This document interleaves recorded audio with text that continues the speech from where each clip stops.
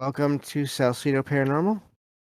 It is Wednesday, December 21st, 2022, unless you are in the west coast of the US, in which case it's still Tuesday. Um, but, and tonight I'll be covering paranormal news.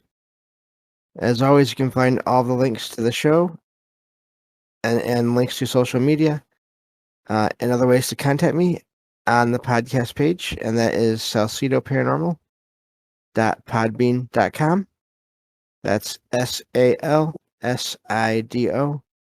paranormal.podbean.com. Always happy to hear from you all, whether you have comments or questions or topic suggestions or stories of paranormal experiences, whether they're your own or from others that you trust. Happy to either read those or have you join me on the show to talk about them. And I've already mentioned this in my Discord server, but I have after tonight, I have 2 more shows this week that I will do. The usual Wednesday into Thursday show, and then one on Thursday night, Friday morning. So that should be fun. I want to do an extra one just because of the holidays and everything, and because I've kind of been one night I missed last week, and then this week I took one night off to do another show, which was a lot of fun over on Trouble Minds Radio. So really enjoyed that, and but yeah, I definitely want to put out shows as much as possible. So that's the plan for this week, and then I will be taking a week off, maybe 2. I will let everyone know. Depends. I have a book I'm working on, trying to finish, a nonfiction book, and I'm gonna get as much done in that first week as I can. And if I get close to finishing the book, then I might take a second week off. I don't really want to, but I have found I just do not have enough brain power to work on the podcast 5 days a week and work on the book. So I need to drop one for a little bit to do the other. So, but yeah. So hopefully, that's basically all we need to go over for now. And I've already put the stories that I'll be talking about into the stream, into the text channel here, the chat.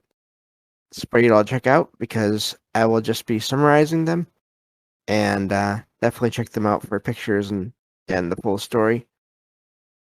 And really, it's gonna be I'm only gonna cover them briefly because I'm more interested in the concepts that they bring up. So, but of course, I will include the links to those articles on the podcast and YouTube feed episode description. So they will be available for hopefully everyone to check out. And I have 3 of them today. Funny enough, they're all sort of in the same category, somewhat, and all in the same part of the world. Did not plan that, but it just happened. And so with that, I think I can get to talking about these stories here. So thank you all for being here and listening, whether you're here for the live stream. I see you all there. I also want to thank Derek for verifying that he could hear me earlier, even though he's busy at work. So I appreciate that. And or if you listen to the podcast or YouTube feed, also thank you for listening there. We're at 9,300 plus views on YouTube and 3,900 plus views, or downloads, almost 4,000 downloads in the podcast category there. So, yeah, I'm just really amazed at those numbers. Can't believe it's grown so much. And that's all mostly thanks to you all. Always listening and checking everything out. And then also, it's those of you that have helped with being on the show as well. I really appreciate that because it makes it just a little bit easier for me in terms of just not having to, not trying to come up with all the ideas all the time. So, in fact, the episode that Jen and I did last night was a great example of that. Jennifer Hawkins' channel. She had a great idea, and we did a show based on it, and we'll be doing one again at some point, sort of a part two. Anyway, I am obviously rambling here, so let me just get to the news stories. So let me see here. All right. This first one is from a site that I've used before quite a bit, and I don't know. It's got a has a strange name. It's Higgypop HIGGYPOP.com, and the title of the article is Nottingham's Haunted Museum moves to new home on Derby Road. Now, this to me is amazing because this is a museum full of artifacts that are said to be to have paranormal activity surrounding them, and it's basically um, it's moving again. Apparently, this has been they moved a couple of times, and it just brings up the question to me when these things happen, when these moves happen, how does all that energy attached to all those objects also move? And I would think it would depend on how strong the attachment is, or how much energy is housed inside these items. And just really just brought up that question. I really wonder about that. So it says that it's one of the UK's best known haunted paranormal attractions. It's a haunted museum, and it was or it should be arriving on this new location in January. So basically, this coming year here. Um, and it was located inside another building originally, and it had to move. So this is its second move, actually, from what I can see. Because the building it was in originally was basically falling apart, so they had to move the first time. Uh, this apparently has been. Let's see here. Looking at the article here. Um, so it's been in the center of the city apparently for since 2021, and now it's moving to another road. I'm guessing doesn't really say where if it's a different town or not, but apparently it will have its own building, which is a good thing. I'm guessing it'll be a little bit easier to take care of everything. And so they apparently they have so many things that they have to have storage in other places. I believe is what I'm reading here. And which is also just brings up, it makes you wonder how many warehouses or storage facilities have paranormal activity going on, either in and around them that people wonder about, and it's not caused by the history of the land. It's caused by the items in a storage locker or room. So, but yeah, so this is talking more about the place in particular, but I just love this article because it just brought up those questions in my mind, and love to hear what you all think about them sometime. You can always write to me either on Discord, um, or in my email, which is salcedoparanormal.podbean.com. I'm sorry, that's totally wrong. It's salcedoparanormal@gmail.com. I was just saying the website there because I was distracted. Um, so yeah, that's it's I just really love that article because I always wonder about that. How many places do uh, have activity in them, and it's because of objects, not necessarily history of the land? Or could there be interactions between energies that were already there and then the energies that were brought by people um, through their objects that they have? So just wanted to share that, and you all can look into that article more for the details on the whole history of that shop and everything, or that museum, and what the plans are for the future. So just a neat neat idea. I'd love to visit one of those kinds of places someday. Some kind of haunted museum and see if I feel anything. And because I know there are some that um, they claim more. They don't really claim anything about the objects, but then there's others that say that yes, these objects are haunted. So yeah, neat. Let me see here. So looking at here at the chat. Okay, so Apex says I was listening to a time travel thing today. They say if a device remains powered, it would lock into position, removing the issues related to position. Maybe the same is true for objects, haunted or otherwise. Yeah. Um, James walks into the museum and all the walls start shaking. That would not be good. I would not want to do that. Derek. Yeah, I don't know. I don't want to do that to anyone. I don't want to ruin someone's livelihood. Um, but but yeah, it's I don't know. But yeah, it's pretty neat. Just the idea of a haunted museum and checking it out. So, but yeah, so let me see here. I guess I can go on to the next article here. And these are more about I was thinking about this, and all these articles are somewhat related because they're all about objects. And of course, if you think about houses, you don't necessarily think of them as objects, but in a way, it's just a larger version of things that are inside them in a way. So, um, let's see here.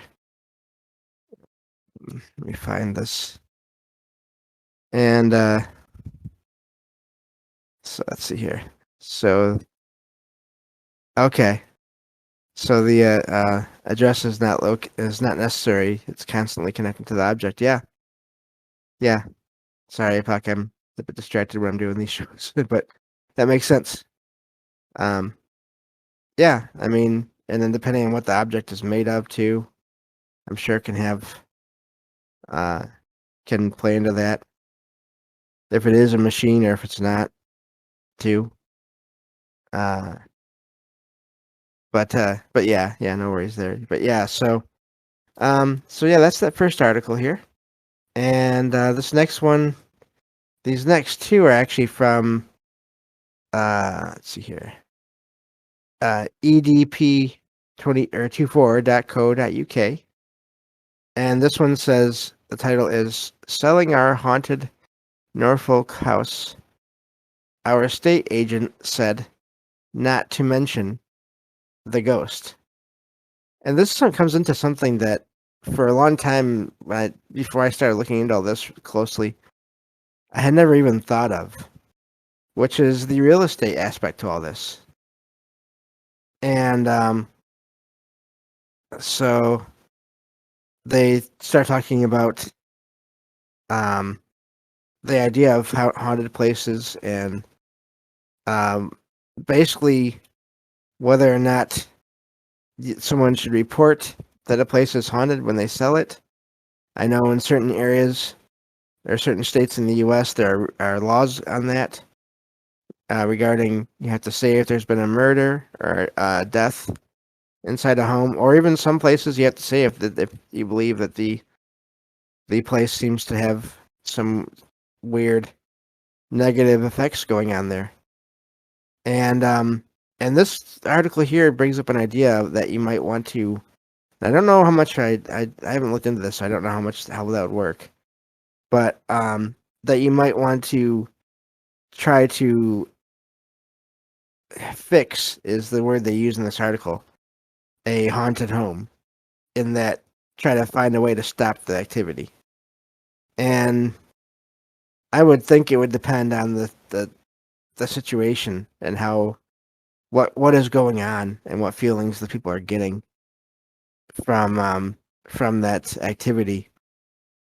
And it says that let's see here, something called Weird Norfolk has spoken to one householder to sold their haunted house in 2019, and they were advised to keep quiet about the paranormal activity there in order to sell. And so yeah, so here they go into the idea of some stats regarding real estate and the paranormal. These are always interesting in a way, except that they're always going to change, I think. So so yeah, let me see here. Now it says that the um according to some let me see, a mortgage company, uh they said that 2 in 5 people would offer under the asking price for a haunted house, knocking off an average of 19% for a resident ghost. Um, and this is according to research done by this company. Says that they also found, according to the research, that 2/3 of people would be willing to put in an offer on a haunted house, but would want to be compensated for a paranormal lodger. Says that's one way to look at it, I guess. Now they do say, and I kind of like this in a way. They say that acceptable activity that people would still take into account, but maybe still buy the house, even if there was stuff going on, was things such as knocking, whistling, singing, footsteps and objects moving or disappearing. And in a way, I wonder about that. I wonder if that might be something to look into. I wonder if maybe there's more activity, or there's been more reports of activity over in the UK. Maybe um, due to the history. I don't know. But it makes me just wonder, like, if people could could um would say those things, if here in the U.S., if they would say, I'd be willing to move into a home even with these things, because I've never heard that. Um, but so yeah, it's I don't know, that's an odd thing there. Going on with this article here, it says a third of buyers say they would buy a haunted house if it had a lower price, a bigger kitchen, or it was in a good neighborhood. So there's 1 of 3 there. It says while 18% didn't need any perks to move into possessed property. I don't like that word. That seems to, I don't know. Anyway, maybe that's just my bias against Hollywood, the way Hollywood has portrayed paranormal. Um, so they go into more details here. There's more in the article, but there's just a lot more. So I think I'll let you all check out the rest of that. So, let's see here.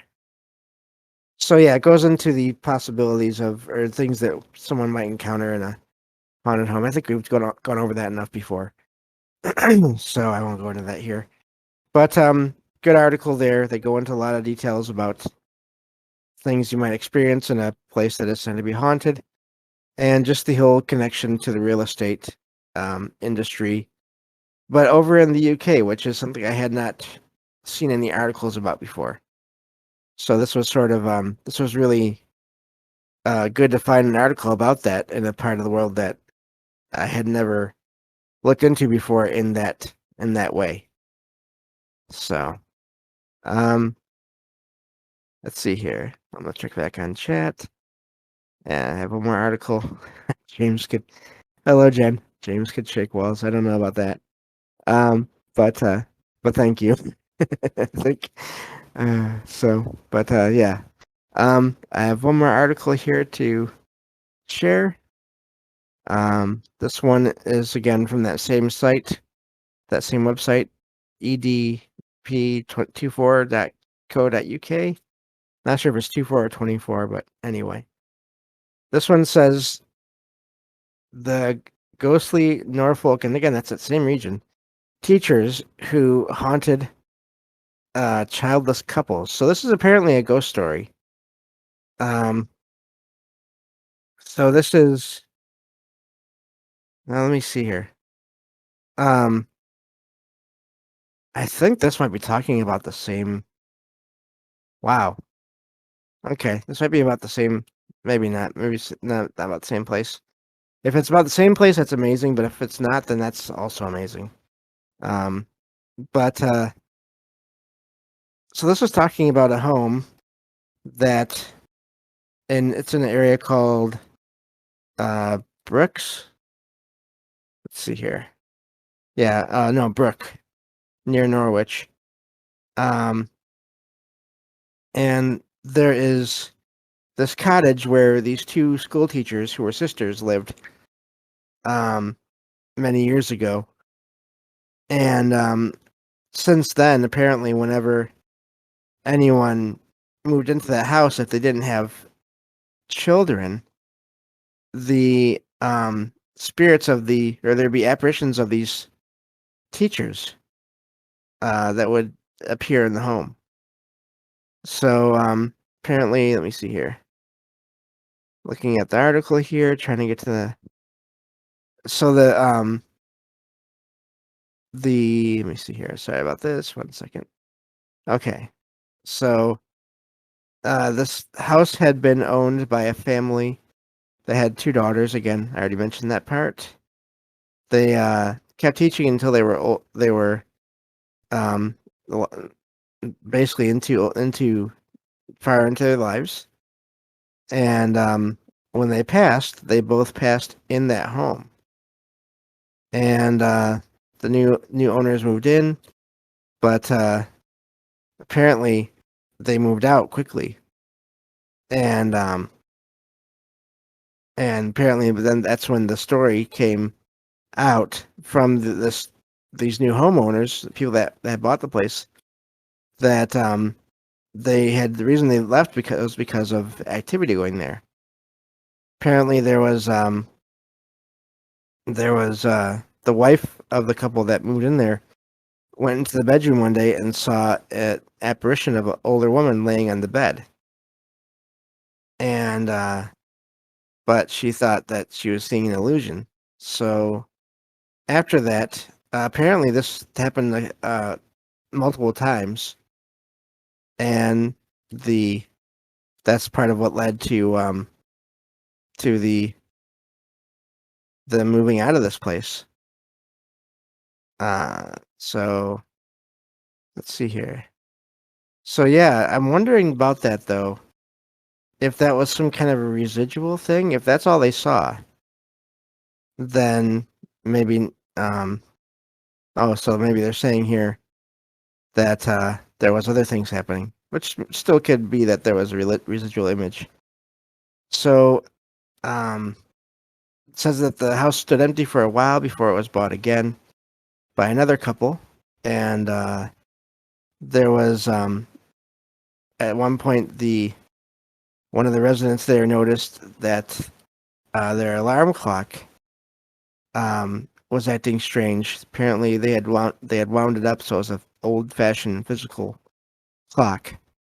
Um, but some hours later, the clock was found on the bedroom floor in a different part of the room.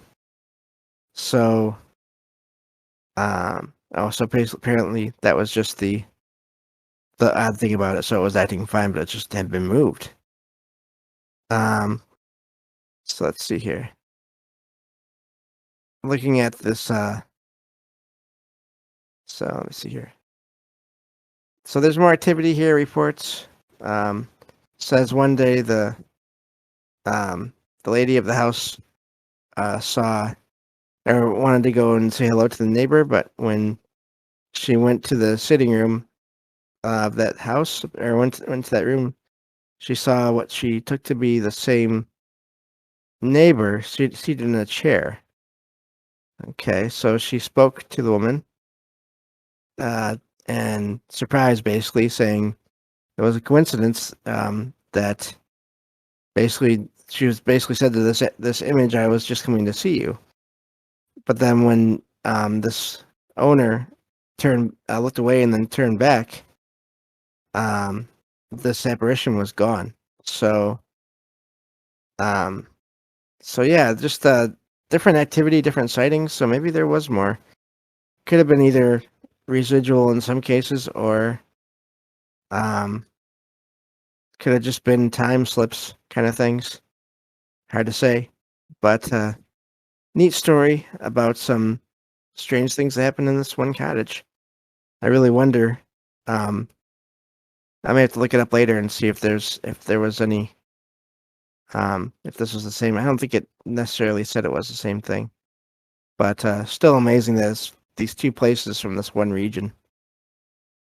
So yeah, um, I think that's it for today, and I'll be back tomorrow with another book review episode with some more stories from H.P. Lovecraft: The Complete Fiction. I have 3 more stories I'm going to review on that show, and then we'll go from there. So thank you all for listening, and I will talk to you all on the next episode of Salcedo Paranormal. Take care, everyone.